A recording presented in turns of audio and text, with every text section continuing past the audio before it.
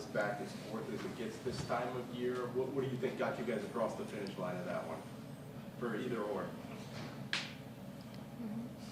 I think it was really just our defense. We made good plays on offense down the stretch, which we're obviously going to need to. We got down by 5 or 6, but when it counted, we came up big and we really locked in on defense and got some stops.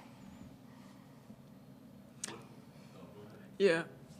I think emotionally we stayed steady and stable throughout, especially that fourth quarter. I mean, I feel like our defense picked up that fourth quarter, but they still made tough shots, but we didn't let that affect the next 2-3 possessions, and we just stayed with it. Is that because of the experience you guys have? I think so. That's been an emphasis an emphasis for our group all year. What did you do better on the defensive end of the floor? When you look at the first 3 quarters compared to the 4, that's not hard to figure out. That you held them in check pretty good compared to the other 3. What was different? Like, were you just hitting from the dribble better? Were you contesting better? What was different? Yeah, well, first of all, so like Morgan said, I thought St. John's played really well, and they made some tough shots. Their offense was good tonight, but I think we just got a little bit tougher and more gritty. I think we did progressively as the game went on. The first quarter wasn't the best. Our defense wasn't great, but we really locked in the fourth quarter and did what we needed to do to get the win. What did you see from Morgan in the third quarter when nobody else could really get it going offensively? Yeah, that's what she does. Our offense is a little stunted. I wasn't making shots, and Morgan came up big. We can always count on her in the post to hit a shot, make the right play, make a 3, and so she was huge to keep us in it offensively. Well, it looked like a really hard game for you to get through physically, but you still managed to be really efficient, be the high scorer. How did you dig through what you were going through to be as productive as you were? Only got a few games left, so you just gotta grind it out every night, not take anything for granted, and still just try to kill when you get on the court. Doesn't matter. You get up 1, about 30 seconds to go, ball in Lauren's hands. What did you see from her on that crossover layup at the end? Yeah, that was the play. Flan didn't know if she could go left, but she wanted to prove him wrong. Yeah, just a huge play with the game on the line to give us a good 1-possession lead that last minute. Take us through the read for the go-ahead 3-2. I think you were ISO on the strong side, one was weak side corner. What did you kind of see from St. John's that opened up? Yeah, I had a good matchup, and I was just taking my time reading what I wanted to do, and I saw Kiani was in between the girl and Lauren, and it was a wide open look, so I was like, I'll just toss it over there, and I'll be weak side if she misses, but I watched the path of the ball. I knew it was good. What was it like, Laura, what was it like to play in that stretch? I think it's the last 5 minutes of the second quarter. You guys in St. John's combined to make 13 straight shots. What was it like playing in a stretch like that? Man, I didn't realize it was 13 straight shots. That's crazy. Yeah, I mean, good offense, that's going to happen. I think you kind of just keep playing within the flow of the game. They definitely responded whenever we would respond. They obviously stayed in the game the whole time. I mean, they were leading most of the game. And so, we knew there was some things that we had to change defensively going into half. And so we were able to learn from that. And I think we adjusted in the second half. Morgan kind of mentioned, just the window closing of the time you guys had left together in the fourth quarter. Within 4 possessions, she had to go at 3. Molly tied it. You had to go at 3 that legit hit for good. Like, I don't know, how much fun are those moments, especially now as they're coming to an end, where the 3 of you have played so much together, but in the biggest point of the game, you all came through with really big shots. Yeah, it's awesome. I think when we huddle after those plays or there's a timeout, I think we all really recognize that we're just having fun, and we'd be happy for each other in those moments. Last question for the student athletes. Thank you, guys. Thank you. Thank you all. You want to go race me right now? Huh? I think I can go last. I know, that's what I'm saying, Lauren. That was the play. We're playing her right hand so Would you far. win the race? It'd be close. If I stretched for even 30 seconds, I think I could. She's a little, yeah. Ryan, if you'll start with an opening statement. Yeah, I thought St. John's really came to play. They made us compete, and we needed it. I think it's good. I mean, like to have had a little bit more level of comfort down the stretch, but I think it was good that we had to make some plays and execute and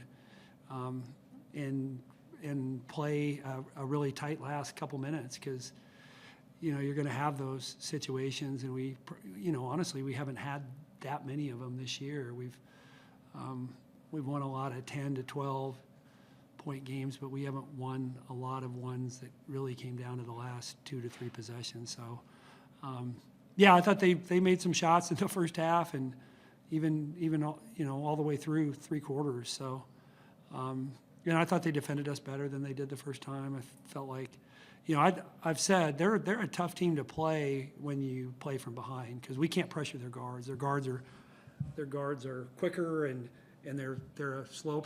They play slow. I mean, they're 350 out of 363-ish.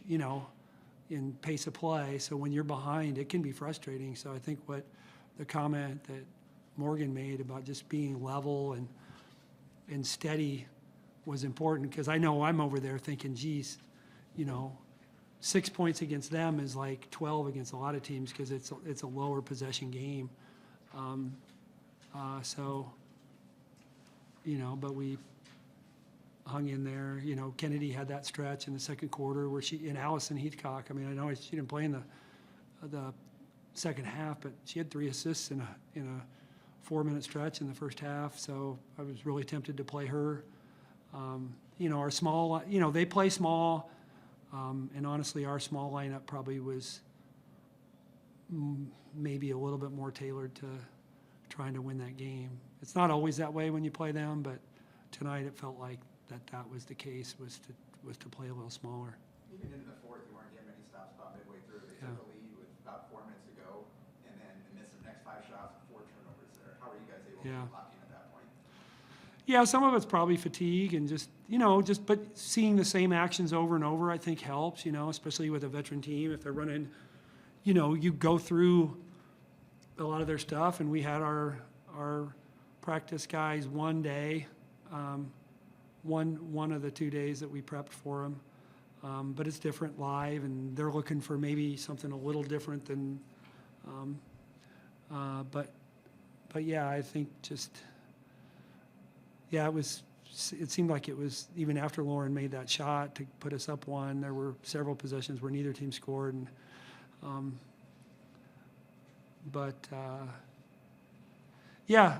then the defensive rebounding piece. I think we only gave up 4 offensive rebounds, and they're not a great offensive rebounding team, but that's still a really low number. But again, I think some of it's just adjusting to how quick they are off the dribble, and maybe just a little bit better gap help one pass away. That's what when you play these guys, they're going to be quicker than you at probably all 3 guard spots. So you better have a little bit of one pass away gap presence, or they're going to get downhill. Kind of two-parter-ish. How close were you to kind of pulling the plug on Morgan tonight, and given what she Yeah, she didn't look good. She did not look good early. She fell down. I thought she was ice skating.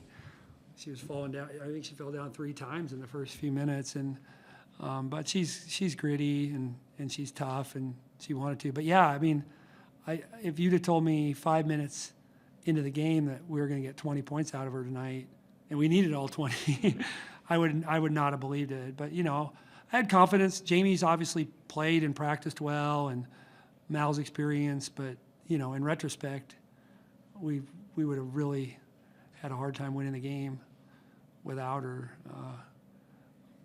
Yeah, she's fine, but she's hurting. She's not. Yeah.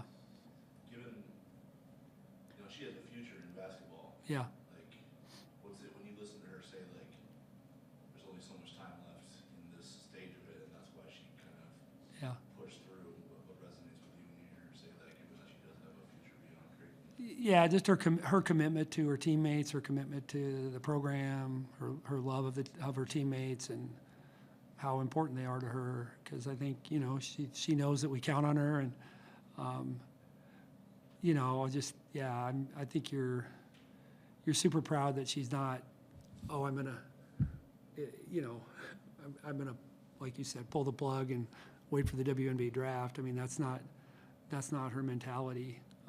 So just grateful that she's about the team and about this experience.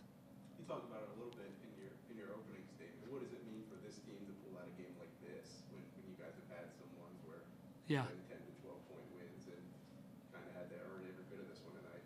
Yeah, we absolutely did. I mean, it felt like some of the old St. John, like we've had a lot of really close games with them over the years, and but not so much maybe the last few years. But God, going back, we've had a lot of them. I mean, before we played them the first time, Carly, my assistant Carly Berger, was like, "Oh, we're this, it's going to go down the wire." I mean, but yeah, I think it was good that we had to do that, and even I thought the crowd was great. I thought they really helped us, and and like you said, we had different people. I thought, Maly got off to a rough start. She had 3 turnovers in the first. I was like, but she made some really big plays late, hit some threes, and that's what's nice about having a veteran group is they can play for them poorly for a stretch and dig themselves out. Where if you had a younger team, a lot of times that kind of start would be, she wouldn't be able to dig herself out mentally. But I think, and even LJ had missed, by her standards, had she missed some open three, that one open three that would have put us up 4, and yet, the last play, I'm like, let's get it to you, and she's sitting so hard on your right hand, let's have you go left. And she's like, wait a minute, what if 13's guarding me? And I'm like, yeah, well, you're Lauren. Go make a play, go into your left hand, and she did. She shot it with her right hand, but she went left. And she's really good with her left hand. That's the thing. It's like, but yeah, just I thought it was, neat because there's things that we're going to need to clean up. But like I said, you always, when you win, you always like having had the experience of a close game because we're going to have more. Is that how accurate is that sequence? She said, what if 13's guarding you? You said you're wanting to. I just said, you don't think you can score going left? I think you can. Something to that effect. Yeah. I think you can score going left on her. So yeah, Morgan twisted that. Because Morgan wanted the ball. But it's nice to have 2 go-to players, and even Maly is I think a go-to player because if she's got the right matchup, she's got a little bit of a clutch gene there too, and and Jamie hit 2 big free throws, and Clutch shots, like, are you at the point where you're starting to savor those moments with these guys? Yeah. That was 4 possessions where Morgan bang, Maly bang, Lauren bang, all big shots. Like, those days are numbered now. Like, Yeah. what did that moment feel like, I guess, when you see those?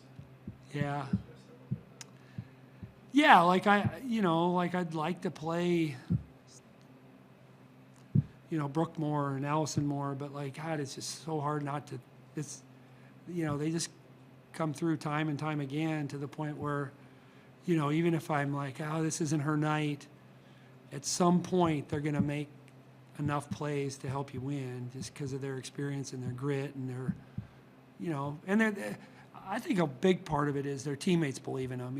It's not Flan believing in them. It's not even necessarily that they believe in themselves. It's their teammates, because they're still only, they're 22 or 23, but, they're going to get a little sideways, but their teammates are really good at lifting them up, and that's a huge piece of college athletics, I think, because they're not 30-year-old pros. They're 22-year-olds who, sometimes the moment gets a little bigger, and but I just think their teammates have a real powerful effect on their belief. Final question for Coach. You clinched a top 2 finish, no worse than top 2 second year in a row. I know you're chasing 1 still, and you're still in your league, but like, what is it? Is it significant at all to be a top 2 finish in the league 2 years in a row? Yeah, I think it is. I mean, we're gonna swing away these last 3 games, but yeah, I think it's a good league, and it's not. I mean, you see that team is. You tell people that team's 4-10 in our league, and they're not like, but they've lost a ton of close games. That's a good basketball team. So to be one of the top 2 teams 2 years in a row in an 11-team league where it's a basketball league and teams are, everybody's trying to win. I think it's a big deal. Thank you, Coach. Thank you.